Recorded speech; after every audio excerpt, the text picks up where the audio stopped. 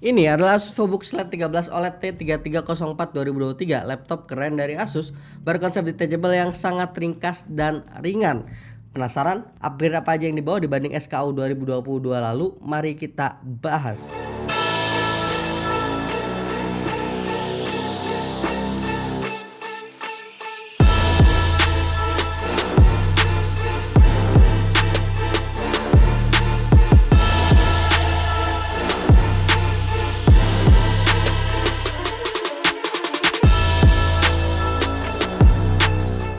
Pertama ke bagian desain, karena emang laptop ini punya form factor convertible, laptop ini juga bisa difungsikan sebagai tablet. Ketebalannya juga tergolong tipis, hanya sekitar 0,79 cm dengan bobot di 785 gram aja. Tampilan belakangnya pun polos, menambah kesan elegan dan minimalis. Dan seperti tablet lainnya, ada kamera belakang yang tertanam di laptop ini. Letaknya ada di pojok kiri atas dengan resolusi 13 megapiksel. Bodi belakangnya sendiri menggunakan lapisan aluminium yang nantinya bakal berguna banget untuk kickstandnya yang berlapis magnet. Yang menarik adalah speknya, dengan harga yang naiknya nggak terlalu jauh, laptop ini udah bawa upgrade yang lumayan berasa dibanding tahun lalu. CPU pakai Intel Core i3 N300, bukan cuma sekedar Celeron dengan boost clock up to 3,8 GHz dan dukung RAM LPDDR5 4800 MHz. Kelihatannya menarik sih speknya, tapi nanti detailnya kita bahas di performa ya. Buat I/O portnya, di sisi kiri ada port audio 3,5 mm, 2 port USB 3.2 Gen 2 Type-C yang dua-duanya udah bisa berfungsi sebagai DC in ataupun chargernya, dan satu slot SD card reader.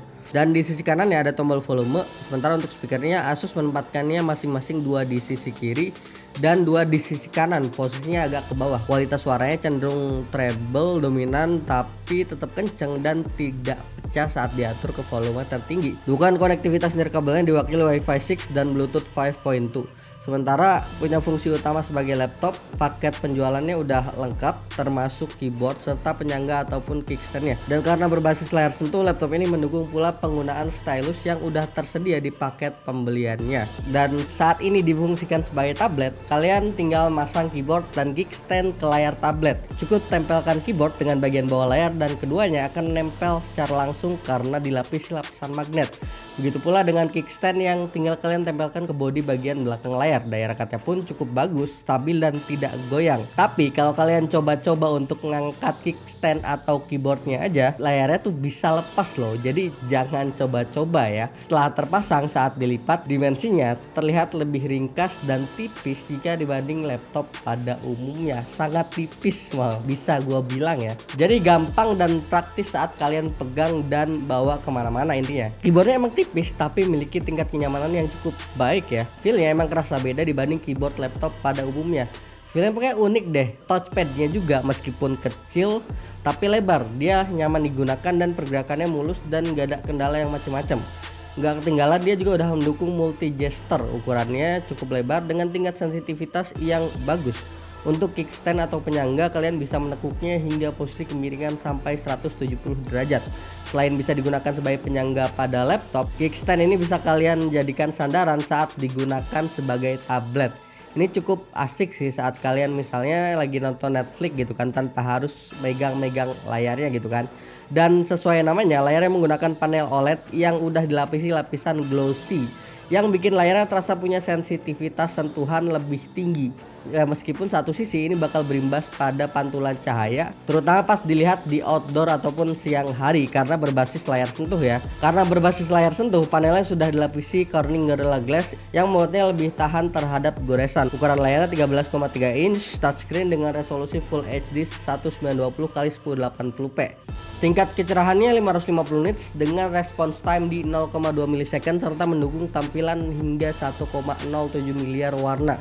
Aspek rasionya 16:9, kontras rasionya itu ada di 1 juta banding 1, dan layarnya udah mendukung Dolby Vision serta display HDR dan TUV Rainland Certified. Banyak banget ya sertifikasi macam-macam. Artinya display ini udah cocok buat dipakai sama para profesional content creator yang emang butuh laptop yang cukup buat kerja, tapi dia bisa buat preview video misalkan kan, ataupun preview konten yang butuh color akurasi tinggi. Itu dia. Coverage color gamutnya honestly hampir perfect. Semua komponen coverage color gamut hampir mentok 100% kecuali NTSC yang ada di kisaran 98%-an. Gokil, kami akui bahwa tampilan layarnya nyaman banget dilihat, warna tajam dan detail tinggi, enak lah pokoknya dilihat dari berbagai sudut. Jadi buat Netflix kan itu udah kerasa tajam di mata, enak ngelihatnya, dan detailnya juga cukup tinggi. Dilihat dari sudut pandang kanan, kiri, atas, bawah tuh kerasa nyaman, nggak kayak saat kita pakai laptop dengan panel yang TN gitu kan. Dilihat dari samping itu tuh udah beda kontras warnanya.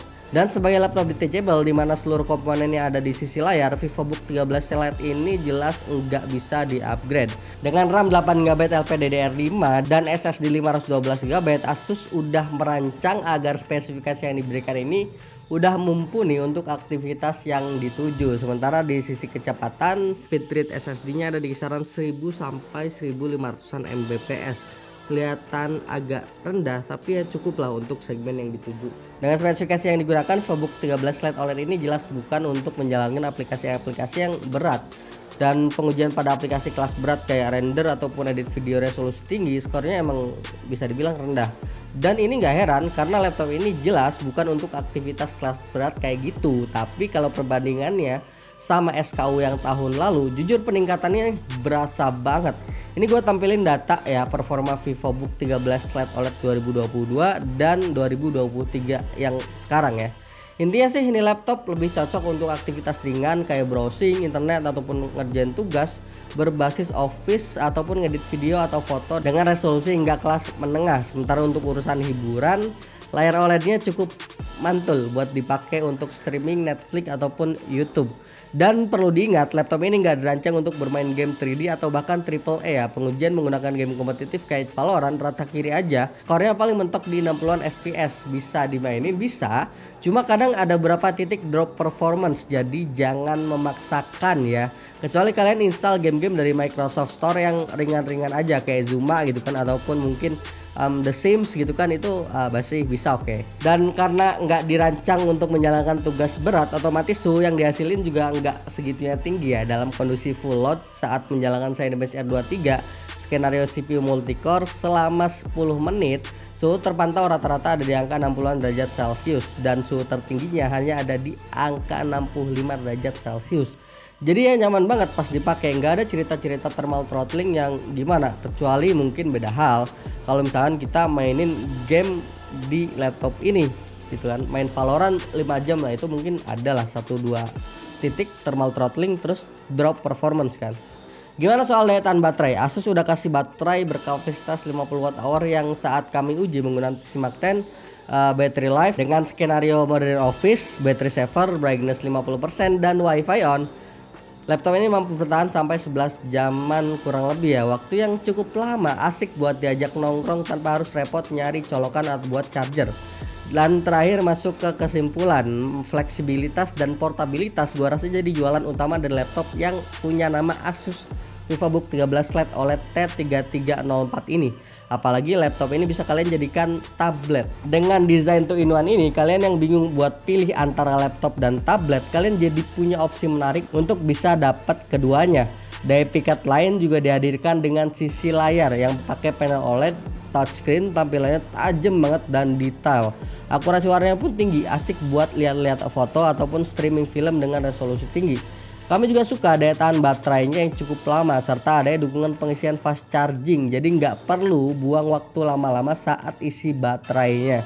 Untuk harga, Asus VivoBook 13 Lite OLED ini dibanderol dengan harga 11,2 jutaan rupiah.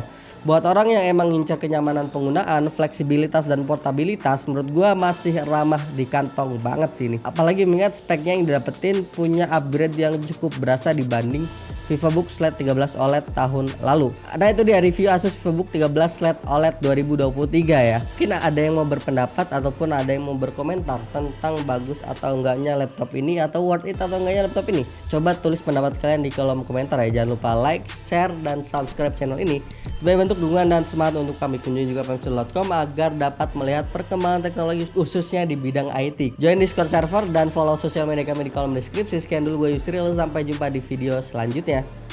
Bye bye.